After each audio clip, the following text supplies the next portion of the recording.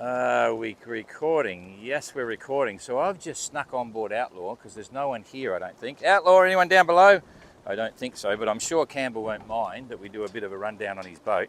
It's the day before the start of the race, and last minute preparations everywhere, and if they're ready to go, they're out relaxing. So this is Baltic 55, really potentially a very fast boat.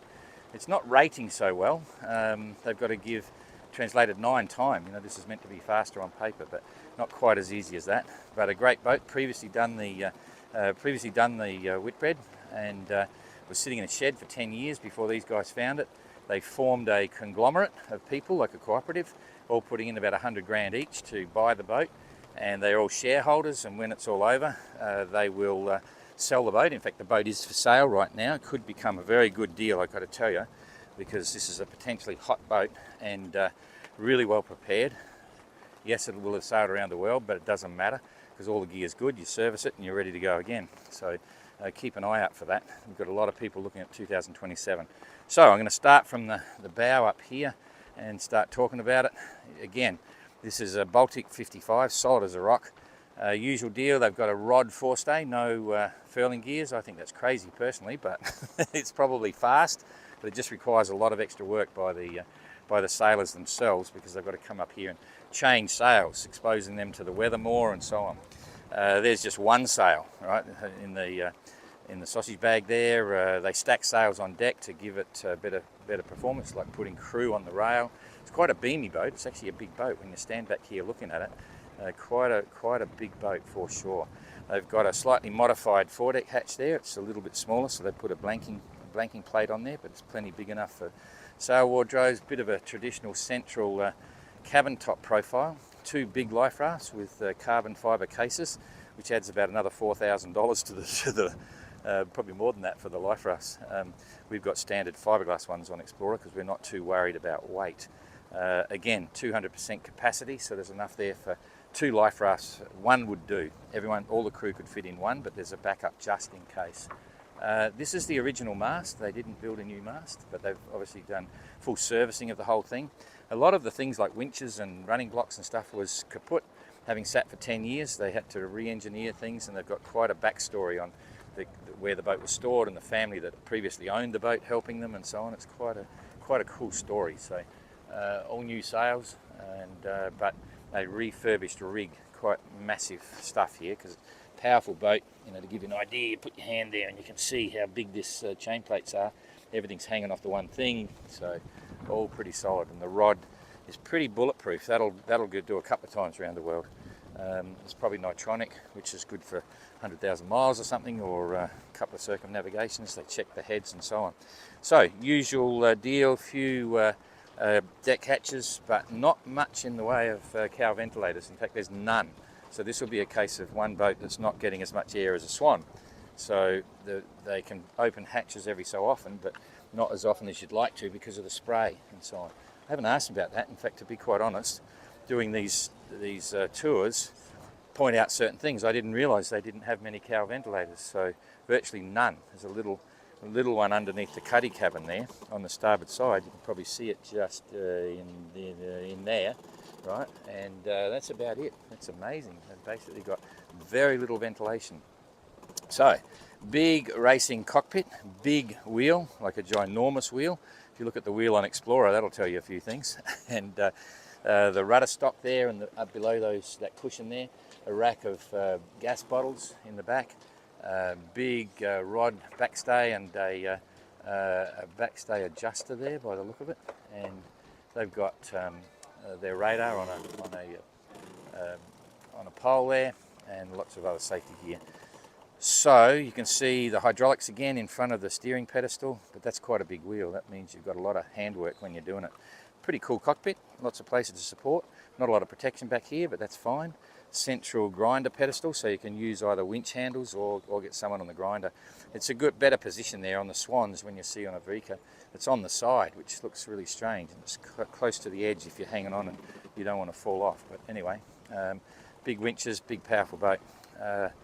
And this cuddy here is very aerodynamic, couple of solar panels on there, so it doesn't give any resistance at all, but also the trade-off there, it doesn't give a lot of protection. It protects the hatch and a little bit for two guys that could get a little bit under there, but it's not a lot of protection compared to like the dog box on Triana, for instance, but it's okay. You can stuff gear in here.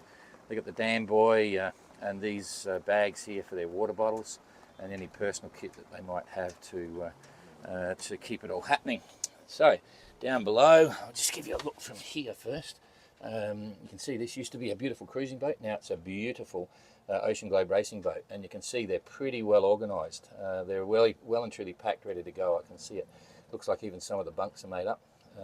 So two pipe cots there, and believe it or not, underneath, so okay, two pipe cots on the starboard side, the blue bins there, and going out underneath that, sitting on top of the normal settee berth, is a whole series of bins. So there's 1, 2, 3, 4 that are all strapped down. That'll be full of gear of all sorts. And then on the ground, there's even more. The central saloon table's still there, but they've got a net partition in between to stop anything hitting anyone in the bunks if it's flying across.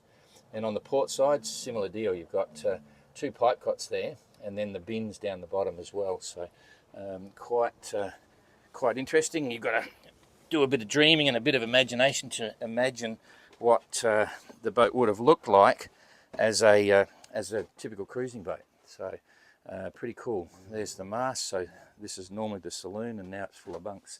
This was really clever when I saw this net here first time, at the start in England.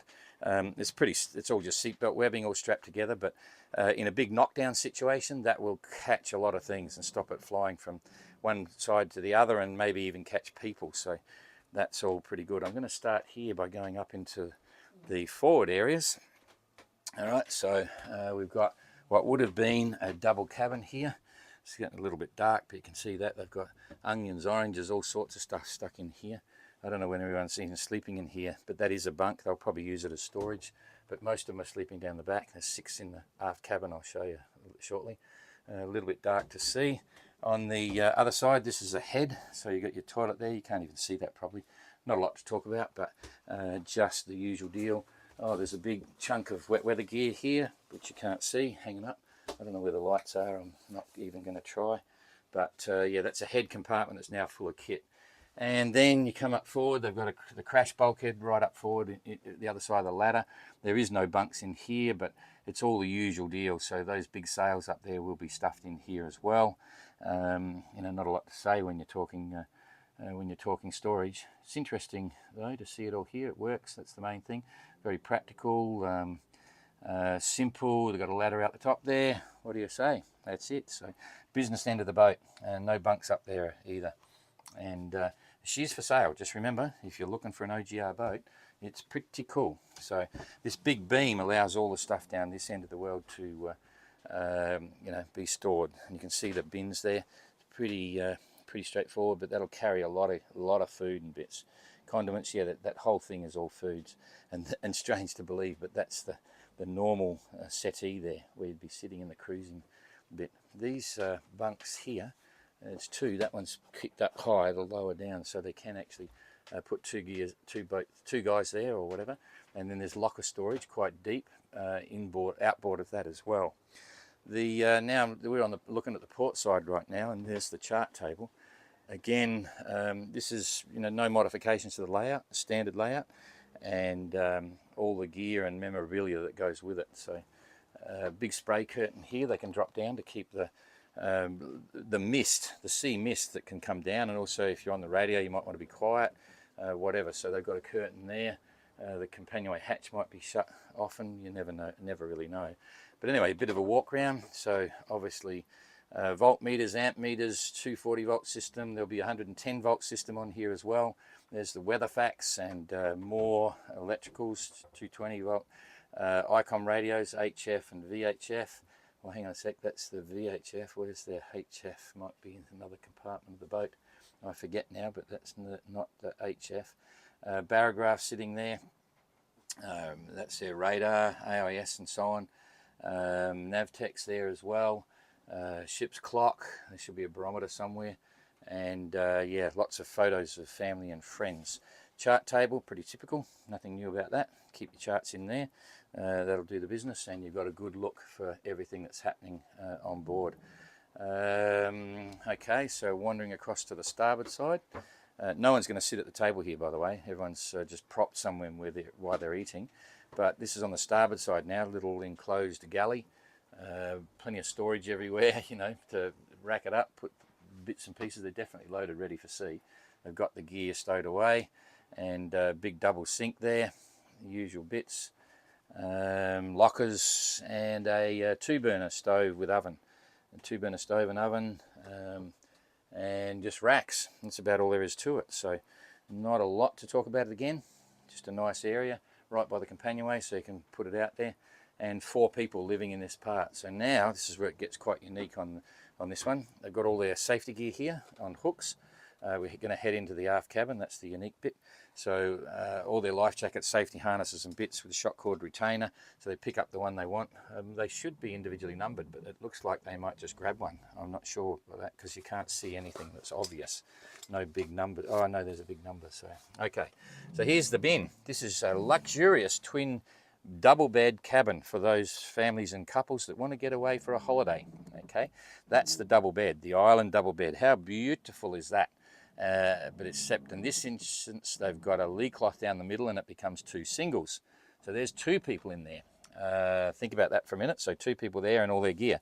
Over this side, we've got actually another 2 pipe cots. You can see one up the top, one in the middle, and underneath that they've got rack storage. Lots of sea boots there, held in by shock cord. So all kind of interesting. And that's 4 people in this cabin, so that's kind of cool.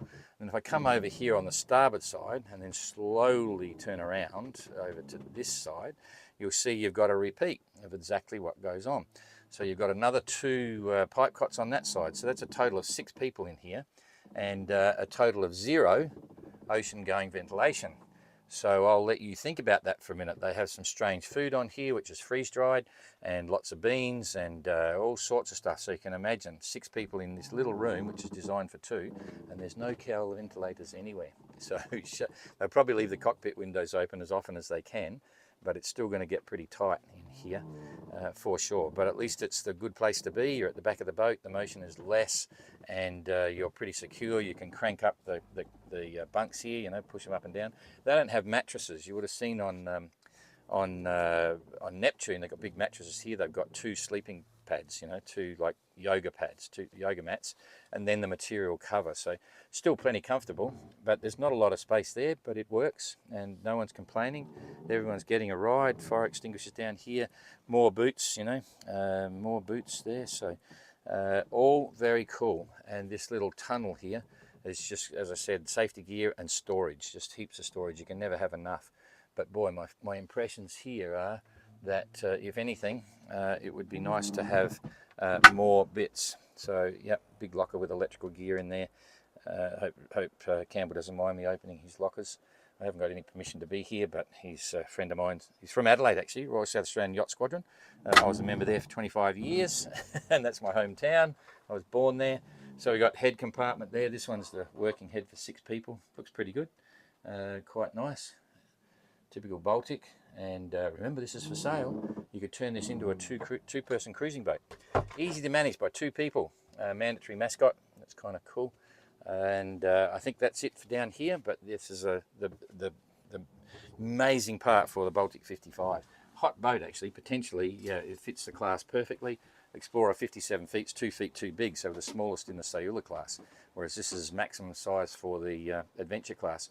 Entry fees are cheaper, handicap, yeah, so. And in fact, Campbell knows he's not doing well on handicapping under the IRC, but they didn't try to optimise it, whereas some of the other boats have done everything possible to optimise their situation. Anyway, that's it. Looking out forward, I'm going to come back up here now and give you a look from here back. So that's the view out the back of the boat through the pedestal. Long way to get to the helm, but that's fine. It's a long way to sail around the world as well. And I think we're just about done. What else can I tell you? Nice boat, very nice boat. And I could see a few people, a few boys getting involved with this and racing it around again in 2027. Whoop, whoop. In fact, there's a few boats for sale. This is for sale. I think Triana will probably come up for sale. Then L'Esprit de Keep next door here, that's up for sale. Helsinki, they'll probably hang on to it. Evrika will probably hang on to it. maiden, I've heard some whispers. Who knows whether it'll be up for sale? Who knows? I don't know. That's about all I know for now. So that's about it. That's me done. I'll get off of here, and we'll see you again soon for another one. I'm not sure when this will go up, but enjoy. See you later. Bye bye.